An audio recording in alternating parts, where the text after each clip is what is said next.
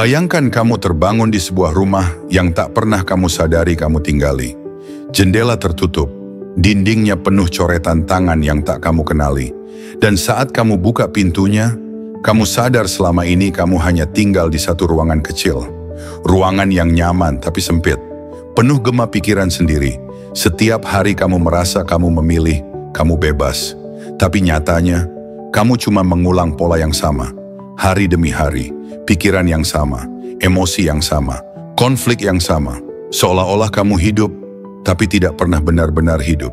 Inilah kenyataan yang tak pernah diajarkan di sekolah, tak pernah disentuh dalam percakapan sehari-hari. Bahwa kebanyakan dari kita hidup hanya di satu tingkat kesadaran, tanpa pernah sadar bahwa ada dunia yang lebih luas di atasnya. Kesadaran bukan datar, ia bertingkat, ia bertumbuh. Dan hari ini, kamu akan menyusuri 6 tingkat utama kesadaran manusia. Dari naluri bertahan hidup hingga kesadaran non-dual yang paling sunyi. Ini bukan sekadar teori spiritual. Ini bukan filosofi kosong. Ini adalah perjalanan batin yang bisa mengubah cara kamu melihat dunia, cinta, penderitaan, dan dirimu sendiri. Perjalanan dimulai dari yang paling bawah, survival consciousness. Inilah tempat sebagian besar manusia hidup dan mati tanpa sadar. Di sini, hidup hanyalah tentang bertahan, tentang makan, tentang aman, tentang dilindungi, bukan tentang bahagia, bukan tentang tenang, tapi tentang menghindari ancaman. Sistem limbik dan otak reptil mengendalikan segalanya. Tak ada ruang untuk berpikir panjang. Yang ada hanya reaksi cepat. Coba ingat saat seseorang memotong jalanmu dan jantungmu berdetak seperti diserang harimau. Atau ketika kamu merasa kamu harus dapat promosi, bukan karena kamu suka pekerjaanmu, tapi karena tanpa itu kamu merasa seperti gagal hidup. Itu adalah survival consciousness. Ini bukan tentang logika, ini tentang naluri. Dan naluri ini sudah usang. Tapi ketika kebutuhan dasar terpenuhi, kita naik. Emotional consciousness. Di sini, hidup tak lagi soal makanan, tapi soal luka, soal diterima, soal cinta, soal pengakuan.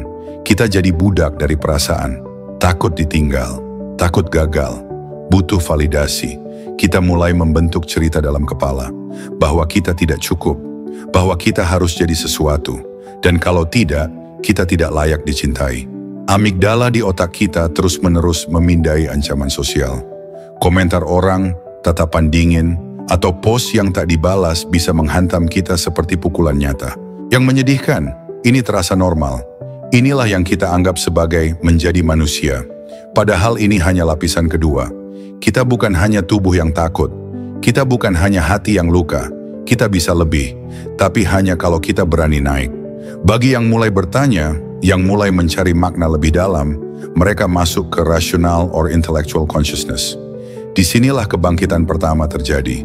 Akhirnya kamu mulai berpikir, menganalisis, menghubungkan titik-titik. Logika jadi alat utama. Kamu membaca buku, mendalami filsafat, mencintai sains. Dunia menjadi sistem yang bisa dipahami. Kamu merasa kamu menemukan kebebasan. Tapi berhati-hatilah, karena di balik semua pengetahuan itu tersembunyi jebakan halus. Kamu mulai percaya bahwa logika adalah puncak kesadaran, bahwa jika kamu cukup tahu, kamu tak akan terluka lagi. Tapi sayangnya, kepala yang terlalu aktif bisa memisahkanmu dari dunia. Kamu melihat orang sebagai data, emosi sebagai kelemahan. Kamu jadi pintar, tapi dingin. Kamu jadi logis, tapi kosong. Dan ketika kamu lelah berpikir tapi tetap merasa kosong, disitulah celah pertama terbuka dan cahaya masuk. Heart-centered consciousness. Di sini, kamu tak lagi melihat orang sebagai ide, musuh, atau objek, tapi sebagai cermin. Kamu sadar, kita semua sedang terluka. Kita semua sedang mencari jalan pulang. Empati tak lagi menjadi pilihan. Ia menjadi respons alami. Di sini kamu mulai memaafkan tanpa syarat. Kamu mulai mencintai tanpa perlu dikembalikan. Kamu tak lagi membuat keputusan demi keuntungan, tapi demi koneksi. Hidup tak lagi soal menang, tapi soal bersama. Tapi bahkan ini bukan akhir. Ada momen langka, sebuah pergeseran total saat kamu bukan hanya merasa terhubung, tapi menyatu sepenuhnya. Cosmic consciousness. Dunia tak lagi tampak sebagai benda-benda terpisah, tapi sebagai satu tarikan napas besar. Kamu bukan manusia yang hidup di semesta. Kamu adalah semesta yang sedang mengalami hidup sebagai manusia. Di sini, waktu menghilang, batas-batas runtuh. Tak ada aku, tak ada mereka, hanya ada kesadaran yang menyadari dirinya sendiri. Penelitian menunjukkan bahwa pada meditator tingkat tinggi, aktivitas pada default mode network, pusat ego, menjadi senyap. Ini adalah momen damai sejati, di mana tak ada lagi yang harus dicapai, tak ada lagi yang perlu dibuktikan, hanya ada keberadaan. Dan kadang, untuk satu jiwa yang sangat hening, muncul tahap terakhir, non-dual consciousness. Tak ada pengamat, tak ada yang diamati, tak ada aku, tak ada kamu, hanya kesadaran murni tanpa bentuk. Ini bukan puncak, ini bukan hadiah, ini adalah ketiadaan yang sempurna. Dan justru disitulah segalanya bermula. Tapi mari kita jujur, kamu tidak akan tinggal di sana selamanya. Kamu akan kembali ke tubuh, ke dunia, ke tagihan, ke argumen, ke luka. Tapi kali ini, kamu kembali dengan cahaya. Kamu tahu ini hanya lapisan. Kamu tak lagi jadi budak reaksi. Kamu bisa hadir, kamu bisa memilih. Inilah spiral kesadaran. Kita naik, kita jatuh, kita kembali. Tapi setiap kali kita kembali, kita bawa sesuatu. Sedikit lebih sadar, sedikit lebih lembut, sedikit lebih berani melihat diri apa adanya. Bukan untuk jadi sempurna, tapi untuk jadi manusia yang utuh. Di mana kamu sekarang? Bukan secara geografis, tapi dalam kesadaranmu. Apakah kamu masih marah karena dunia tak mengerti kamu?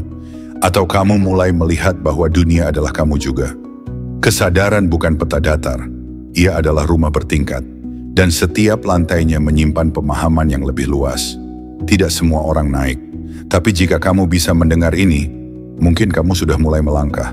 Dan kalau kamu pernah merasa kosong, tersesat atau jenuh, mungkin itu bukan kelemahan. Mungkin itu panggilan. Panggilan untuk kembali, bukan ke atas, tapi ke dalam.